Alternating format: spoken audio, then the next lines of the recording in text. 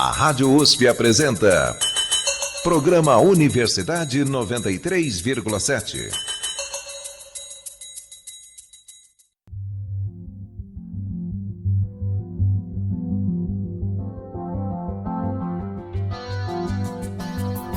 Eu tô grávida.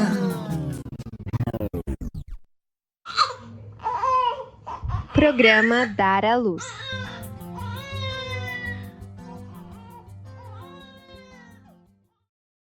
Este é o segundo e último episódio do debate sobre gravidez.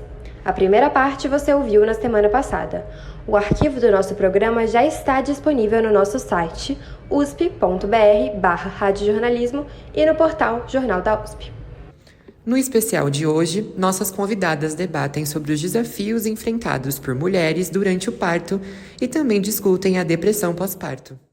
Bom dia, ouvintes da Rádio USP. Está começando mais um Universidade 93,7. Eu sou Cora Andrade. E eu sou Maria Fernanda Barros. É um prazer estar aqui com você. Na manhã de hoje, o debate é sobre gestação. Vamos discutir a gravidez desde o pré-natal, passando pelo parto e chegando no puerpério, que é o período depois que o bebê nasce. A atenção à saúde materna envolve um conjunto de cuidados médicos e emocionais que tem como objetivo promover e proteger a saúde das mulheres e dos bebês. Queremos explorar cada uma dessas fases e os principais desafios enfrentados pelas gestantes. Para este debate, contamos com a presença de especialistas na área obstétrica. Convidamos Marlise de Oliveira Lima, que é professora e coordenadora do curso de obstetrícia da Escola de Artes, Ciências e Humanidades da USP. Marlise é especialista em saúde da mulher, tendo estudado depressão pós-parto e implantação de boas práticas na assistência materno-infantil. Seu doutorado é intitulado Qualidade de Vida relacionada à saúde de mulheres grávidas com sintomas depressivos. Seja muito bem-vinda, Marlise. Como vai? Muito bom dia também para você, Cora, para você, Nanda. É um prazer estar aqui com vocês e estamos muito bem. Também recebemos a Cristiane Chofaquian no debate Dar à Luz. Ela é doutora e mestre em ciências na área do cuidado em saúde pela Escola de Enfermagem da USP, sendo também professora do curso de obstetrícia da EASH USP.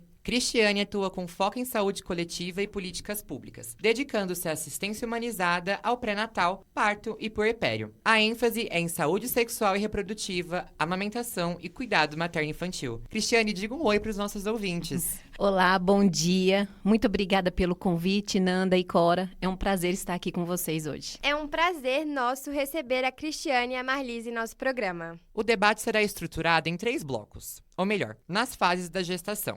No primeiro, vamos falar sobre o pré-natal, a partir de relatos de algumas mamães sobre o acompanhamento médico antes do nascimento de seus bebês. No segundo bloco, vamos ouvir o que as nossas convidadas têm a dizer sobre o tão esperado momento do parto das gestantes brasileiras. A discussão será sobre o atendimento médico para gestantes brasileiras durante o parto. E no terceiro bloco, falaremos sobre a depressão pós-parto e a importância da relação do obstetra com a família. Começa agora o debate Dar à Luz, com a presença de Marlise de Oliveira Lima e Cristiane Chofaquian. Não saia daí!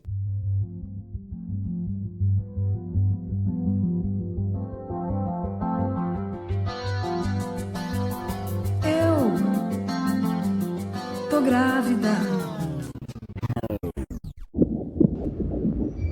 A gestação.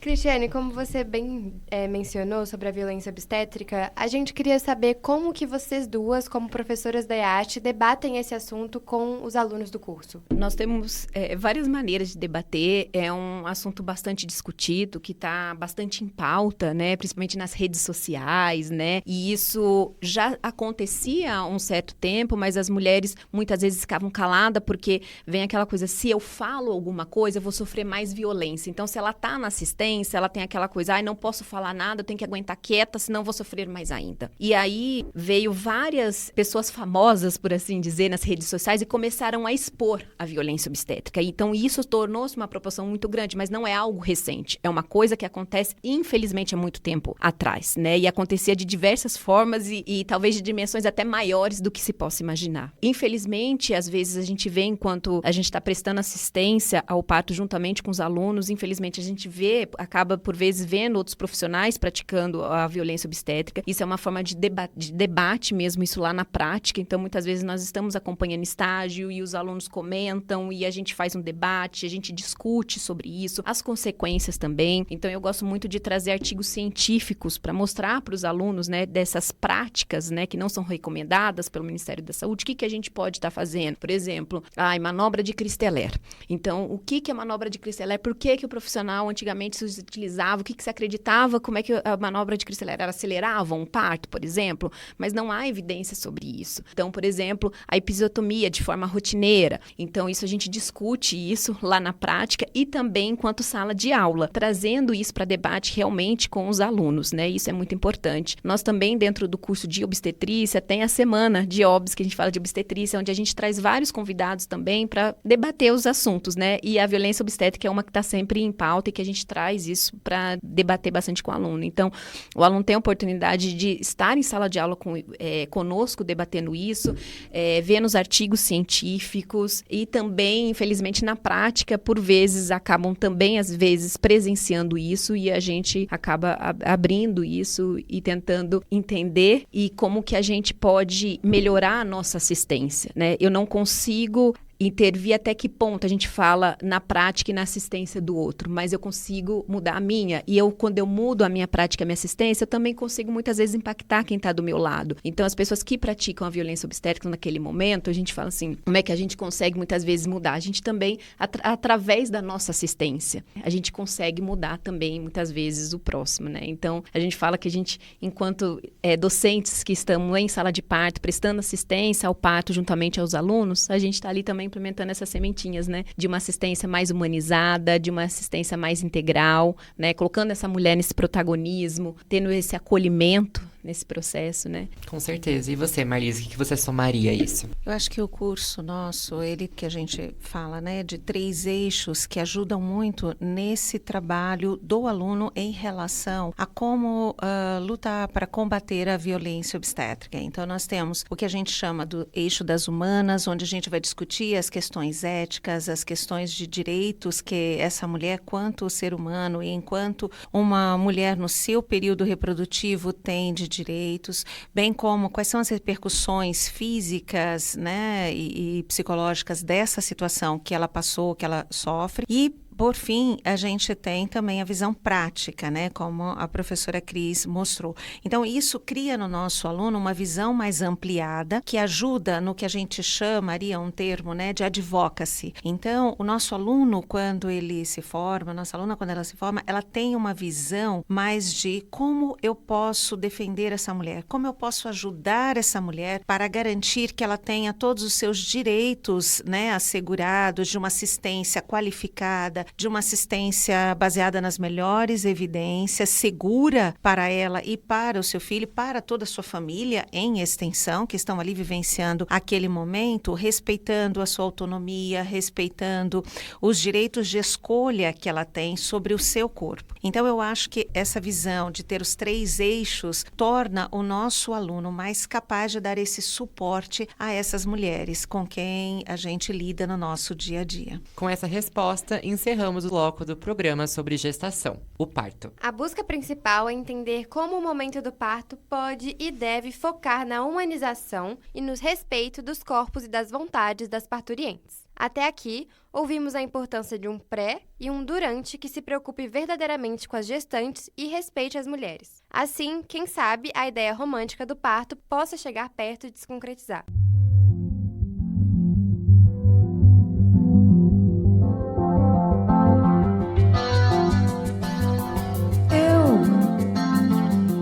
Tô grávida.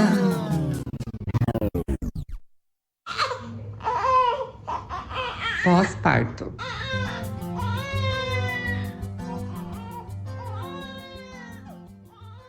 Há um imaginário popular que depois do parto, todos os perigos para a gestante se encerram. A verdade é que o acompanhamento médico no período do puerpério é tão importante quanto nas 2 primeiras etapas. Para compreender mais sobre o assunto, continuamos com a participação das especialistas em obstetrícia, Marisa de Oliveira Lima e Cristiane Chofaquian. A repórter Luana Takahashi foi às ruas e conversou com pais sobre como eles entendem a depressão pós-parto. A depressão pós-parto e até o risco de óbito ao qual as recentes mamães podem estar submetidas é pensado pela população? A reportagem a seguir nos ajuda com as respostas. A chegada de um bebê costuma ser retratada como um momento de alegria e realização, mas para muitas mães esse período pode vir acompanhado de depressão pós-parto.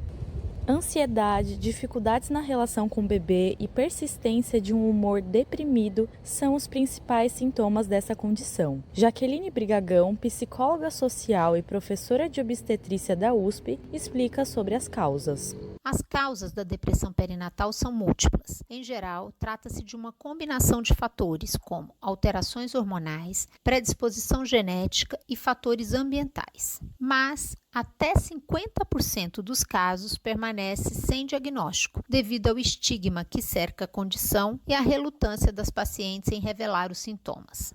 Os companheiros das mães que passam por isso também possuem um papel fundamental neste período. Por isso, nessa reportagem, nós fomos às ruas de São Paulo para ouvir o que eles sabem sobre o assunto. Giacomo Cariello, pai da bebê Giovana, de 1 ano, relatou a experiência da esposa. A esposa teve um pouquinho, na fase que a bebê começou a desmamar do peito.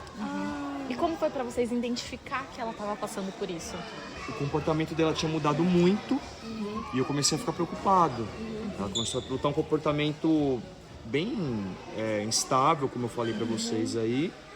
E aí a gente resolveu procurar um especialista, um psicólogo, E aí, primeiro ela passou num clínico geral para ver se tem alguma coisa assim, hormonal, De certa forma até um pouco, Mas e aí ela começou a fazer acompanhamento com terapeuta e foi constatado que ela estava com um tipo de depressão pós-parto e sintomas de ansiedade, entendeu? E eu entendi que a sobrecarga da mulher no pós-parto, ela é muito forte, O homem também sente esse impacto, mas para a mulher é muito mais agressivo esse processo, porque a mulher ela tem que largar 100% quem ela era, o que ela fazia, e a vida dela muda de um jeito muito agressivo do dia para a noite. O pai, Bruno Cabral, também refletiu sobre a importância de uma rede de apoio para a mulher.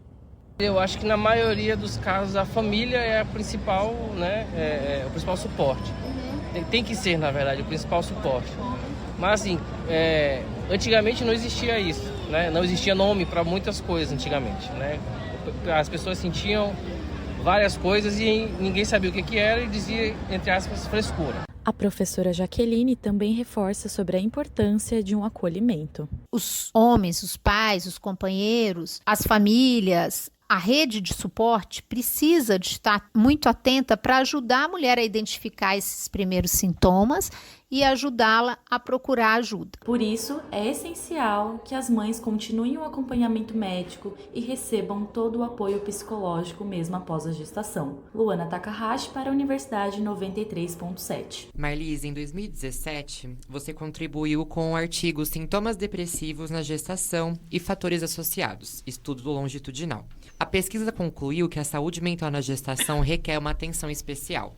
Também foi destacada a importância da identificação precoce desses sintomas para garantir intervenções e desfechos mais favoráveis para a mãe e o bebê. Logo no começo da reportagem, a Luana entrevistou o pai da Giovana, o Giacomo. Ele comenta que após a identificação de que a esposa estava passando por um momento psicológico difícil, eles procuraram um clínico geral para entender se não poderia ser uma questão hormonal. Como as mulheres e seus companheiros podem ser capazes de interpretar os sintomas da depressão pós-parto, separando a parte psicológica das biológicas ou hormonais? Como comentado até na própria reportagem, às vezes a própria mulher ela não se dá conta do que está acontecendo com ela. ela tem uma mudança muito grande de papel. Ela acaba, hoje em dia, estando a maior parte do tempo, às vezes, sozinha para cuidar do bebê, para cuidar das questões da casa. Ela não tem aquela rede de apoio que havia antigamente. Então, tinha aquele período que a gente brincava, que chamava o período da dieta ou do resguardo, em que sempre vinha mães, amigas, tias ou pessoas que tinham condições de dar um apoio e suporte para a mulher nesse período. Hoje em dia, diferentemente, ela vem com o seu bebê da maternidade junto com o seu esposo. Nós lembramos, né, que aqui no Brasil a nossa licença paternidade são de 5 dias e após isso ela fica completamente sozinha. Às vezes ela tem o apoio de uma mãe, às vezes ela não tem, porque essa mãe também está engajada na atividade de trabalho, né, no mundo do trabalho, e ela não tem quem possa dar esse apoio. Então é importante que as pessoas que estão ao redor desta mulher acompanhem como ela tem o seu vínculo com o bebê, como ela está realizando os cuidados com essa criança. Ela está tendo um tempo apropriado de descanso, porque muitas vezes é dia e noite aquele cuidado contínuo e não se permite o descanso. E se leva, às vezes, a uma situação de estafa completa. Então, às vezes, não é que ela está tendo depressão, é que ela não deu conta de conseguir descansar para que, de fato, ela possa cuidar do seu bebê. Então, descartadas essas possibilidades, assim, de não estou tendo um período adequado de descanso,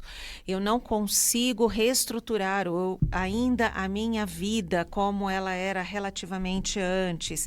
Se de fato eu não tenho nenhuma outra questão biológica ou hormonal, como fatores, por exemplo, de um hipotiroidismo, que de resto pode ser detectado também durante o período gestacional, para que descarte todas essas possibilidades, então é importante observar como ela está tendo esse vínculo com o seu bebê e como ela está conseguindo dar conta do seu dia a dia. Como a gente observou, na verdade, às vezes não é só a depressão, temos os transtornos do humor, que envolve tanto a ansiedade quanto a depressão. Então ela tem ansiedade, eu vou dar conta de cuidar dessa criança, né? Eu vou dar conta que horas que eu tenho condição, por exemplo, de parar e de cuidar de mim mesma. Às vezes o marido sai de casa para o trabalho, a mulher estava com, digamos, a camisola ou o pijama. E ele chega à noite em casa, ela está do mesmo jeito, porque ela não conseguiu, dentro do decorrer do dia, sequer ter um tempo para ela, para conseguir tomar um banho, para conseguir fazer as coisas do dia a dia, se manter adequadamente alimentada e nutrida nesse período todo. Então, é importante ver o todo, que rede de apoio que essa mulher está tendo. O companheiro pode perceber, olha, ela não consegue, não está dando mais conta de fazer as coisas como antes, é em decorrência da situação do bebê, é um bebê às vezes que chora por demais, porque ele também sente esse vínculo com a mãe, e quanto mais ele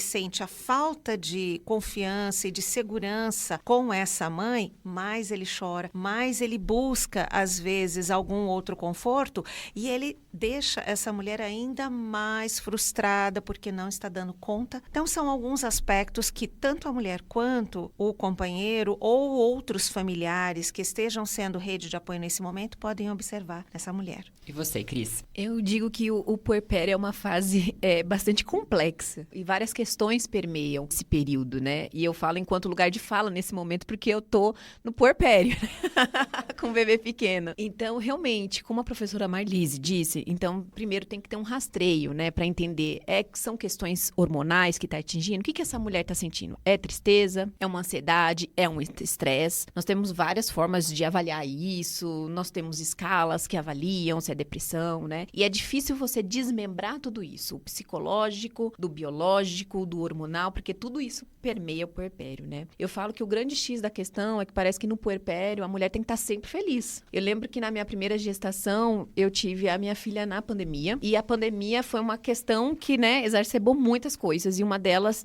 a gente viu um número de publicações muito grande de depressão pós-partos e de sintomas de estresse em contexto de mulheres que pariram durante a pandemia. E as pessoas me perguntavam, e você tá feliz? Teve uma vez que eu falei, não estou me sentindo bem. Como não. Sua filha nasceu bem, você nasceu saudável, tá tudo bem, você tem uma família... Mas não é isso que traz, né? Então, é como se você fosse ter que estar feliz o tempo todo porque sua filha é saudável, você teve um parto que, teoricamente, foi tudo perfeito, né? Que não teve nenhuma intercorrência. E não é tão simples assim, não é tão matemático, eu falo, né?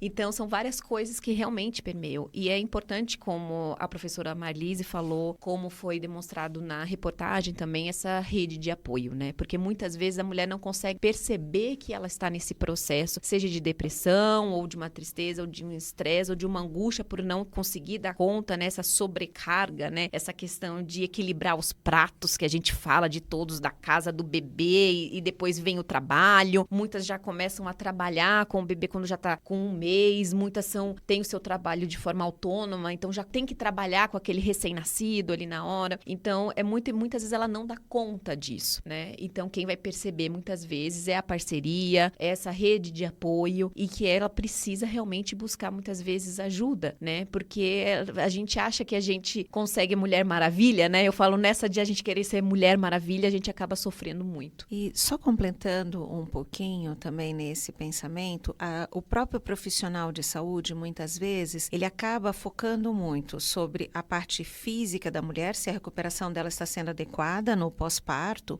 ou foca muito para o aleitamento materno e esquece que nós temos que utilizar ferramentas que tem disponível hoje, como escalas de rastreamento para sintomas depressivos e de ansiedade, e entender como é que essa mulher está vivenciando esse período puerperal, né? Para além de só, o meu filho está saudável, mas aquele filho, entre a realidade que se colocou e o sonho que ela tinha de como seria aquela criança, isso também tem uma fase de adaptação. Então, todo esse período gravídico puerperal, ele passa por diferentes transformações que demandam ajustes que nem sempre todos nós estamos preparados. Então, o profissional de saúde tem que estar atento a isso. Por isso que é muito importante a consulta puerperal. E muitas vezes a mulher não volta para essa consulta puerperal. Então, nós aproveitamos esse gancho para reforçar a importância da consulta. Às vezes ela foca muito no pré-natal, ela tem a preocupação com o parto, mas esquece que ela deve retornar no seu vínculo para a sua unidade de saúde para a realização das consultas puerperais e ter esse olhar ampliado, não só focado na questão física ou do aleitamento materno, mas também nos aspectos psicológicos desse ajuste com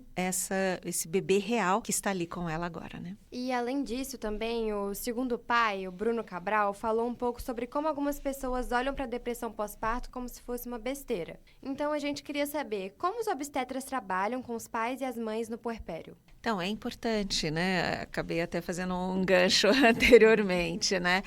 É importante o profissional ter esse olhar ampliado. Então, entender as repercussões que tem nesse pós-parto para essa mulher, do fato dela, eventualmente, estar sozinha, ter uma dificuldade na sua rede de apoio. Então, levantar todos esses fatores, que são fatores de risco para o desenvolvimento de algum tipo de transtorno do humor. Se a gente tiver esse olhar ampliado, conseguiremos detectar muito mais precocemente e ter um manejo mais adequado. Então, às vezes também não podemos nos esquecer que junto com essa questão de depressão ou de ansiedade, nós temos as questões também de violência doméstica. E isso vai impactar. Então, muitas vezes ela está numa situação de um sintoma depressivo maior porque ela está vivendo numa situação de violência que não foi avaliada adequadamente pelo profissional de saúde. Então, é extremamente importante aqueles que acompanham esta mulher durante esse período de gestação, durante todo esse ciclo gravídico, puerperal, ter esse olhar, como é que é a situação em que essa mulher está inserida, qual é a rede de apoio que ela tem, de fato ela tem condições de ter um apoio, um aporte de um companheiro que entende o que ela está passando, né? E por isso eu ressalto até aqui uma coisa que nós não comentamos anteriormente, mas que também entra nessa sequência, que é o pré-natal do homem. Se o homem participa do pré-natal, tanto é uma oportunidade de acompanhamento da saúde dele, mas ao mesmo tempo é um momento em que ele vai poder entender que situação de ajustamento essa mulher está passando e pode então dessa forma dar um apoio maior e não simplesmente entender como, não, isso é uma coisa passageira que vai resolver por si só, ou, não, isso é como até a pessoa da entrevista falou, né, isso é frescura. Ele vai ter um olhar também que nós vamos despertar, olha, é importante o apoio para a sua mulher nesse momento de ajustamento, de transformação que ela está passando. E se você perceber que as coisas estão realmente, né, ficando difíceis, que a atenção que ela deveria dar, ela não está conseguindo formar esse vínculo com a criança, ele vai poder ter um acesso aos profissionais de saúde de uma forma precoce e para que esse tratamento seja mais efetivo. Quanto mais precoce, observados os sintomas e encaminhamento para um profissional de saúde, maiores são as chances de ser uma situação mais leve que pode ser tratada de uma forma mais suave e ela recuperar toda a sua vida por completo. E você, Cristiane, o que você acha desse acompanhamento do obstetra, tanto com os pais quanto com as mães? É muito importante, complementando aqui o que a Marlise trouxe, que seja feito um trabalho. A gente fala que as consultas puerperais, muitas vezes, ela está pontuada no olhar clínico, né? A mulher chega lá e vai ser feito um rastreio, vai ser falado sobre a vacinação do bebê, e muitas vezes um olhar para o bebê, e muitas vezes se esquece desse olhar para a mãe. Então, a gente fala de planejamento reprodutivo, a gente fala de vacinação do bebê, fala do aleitamento materno, fala da importância disso e, como foi dito, se esquece desse olhar para a saúde mental e para esse olhar realmente psicológico e de todas essas transformações e essas vivências que a mulher está passando. Como a Marlise disse, é importante a gente trazer essa parceria junto. Quando ela participa desde o pré-natal, a gente acaba vendo o envolvimento nesse processo. Mesmo que essa parceria não esteja presente durante a assistência ao parto, mas ela vai estar dando esse suporte, ela sabe o quanto que isso é importante. Então, esse olhar para além do clínico, a gente vem trazendo isso cada vez mais, né? Nós discutimos isso muito com os nossos alunos, né? De olhar essa mulher como um todo, de trazer essa integralidade, quer dizer, eu vou olhar essa mulher em todos os contextos dela, né? Também, nos contextos culturais, nos contextos sociais, né? Claro, e também não esquecer da parte clínica, mas eu preciso olhar como um todo para essa mulher, né? Não esquecer desse lado da saúde mental, que realmente a gente vê que isso está cada vez mais falando sobre isso, está cometendo, como eu disse, né? Nunca deixou de existir, mas o que está se falando mais, cada vez mais está se trazendo isso em pauta, o que é muito importante, porque isso sempre existiu, mas é aquela coisa, a mulher, né, tem que aguentar, ela tem um bebê para cuidar, então a responsabilidade dela, assim como a gente fala em outros setores, por exemplo, como a contracepção, sempre fica a responsabilidade a cargo da mulher, então ela tem que dar conta ao bebê e ainda da casa e tudo mais, e ainda estar sorrindo, e não é assim que funciona. Então, é muito importante que o profissional da saúde, seja o médico, o obstetriz, o enfermeiro obstetra, ele realmente contemple essa mulher como um todo, né? E não se esqueça dessa parte de saúde mental, que ela é tão importante nesse processo. E com esses esclarecimentos sobre a saúde mental no puerpério, encerramos aqui o nosso debate sobre gestação. Esperamos ter contado as complexidades da gravidez, um período que se entrelaça diretamente com várias esferas da sociedade. Agora, com o nascimento do bebê, o nosso programa está chegando ao fim. Gostaríamos de agradecer às nossas convidadas, Marlise de Oliveira Lima e Cristiane Chafaquian, e dar a elas um momento para caso tenham mais alguma consideração sobre o nosso tema, gestação. Eu agradeço a oportunidade de estar aqui com vocês e de poder trazer para os nossos ouvintes, né, e ouvir toda essa complexidade desse momento e que possamos sempre ser um apoio às mulheres, né, que estão passando por essa fase do ciclo gravídico puerperal. Ele é uma fase de transformações e de ajustamentos, mas que se ela tiver o apoio correto, as informações necessárias, ela pode tomar as suas decisões de forma informada e consciente, entendendo que ela é realmente responsável por aquilo que está acontecendo no seu corpo e que ela pode e deve ser a protagonista desse momento. Que nós, como sociedade, possamos também entender que ninguém cria ou tem um filho sozinho. Todos nós somos importantes neste momento para apoiar, dar um porto seguro para essa mulher e, enquanto profissionais de saúde, buscarmos cada dia mais nos qualificarmos da forma correta para que a mulher tenha uma assistência segura nesse período de suas vidas. Muito obrigada. Muito obrigada a gente, Marlise. E você, Cristiane? Bom, eu gostaria de agradecer essa oportunidade e esse debate tão enriquecedor, né? Que a gente aprende bastante. De agradecer a todos os ouvintes ouvintes, né? E se eu pudesse deixar uma dica aqui só para complementar o que a Marlise disse, é conhecimento, né? Então, que essas mulheres, se tem alguma mulher gestante escutando nós nesse momento, que elas possam ir atrás de informações, possam buscar os seus direitos também, né? Para prevenir o que a gente debateu sobre a violência obstétrica, sobre esses excessos de intervenções e vários outros tantos temas, né? Que são importantes. E em busca do pré-natal adequado, mas realmente munir de informações, porque realmente é somente assim que ela realmente vai conseguir ser a protagonista naquele momento do parto dela, né? E ela vai conseguir também ter vários desfechos aí positivos, tanto para ela quanto para o bebê. Muito obrigada, Cristiane e Marlise. O programa de hoje teve a coordenação e produção de João Pedro Ábido. As reportagens foram feitas por Júlia Galvão, Luana Takahashi e Túlio Gonzaga. Pesquisa de Cora Andrade e Maria Fernanda Barros e edição de Júlia Galvão e Luana Takahashi. Locução e roteiro de Cora Andrade e Maria Fernanda Barros. Você ouviu a música Grávida, de Marina Lima e Antônio Cícero. Essa canção foi utilizada para fins didáticos. Você pode encontrar os arquivos deste e de outros programas no site www.usp.br/radiojornalismo e pelo Jornal da USP. Obrigada por nos ouvirem. Tenham todos um bom dia.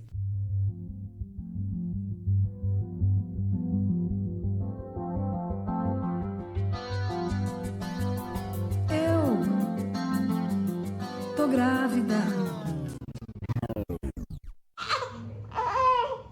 Programa Dar à Luz.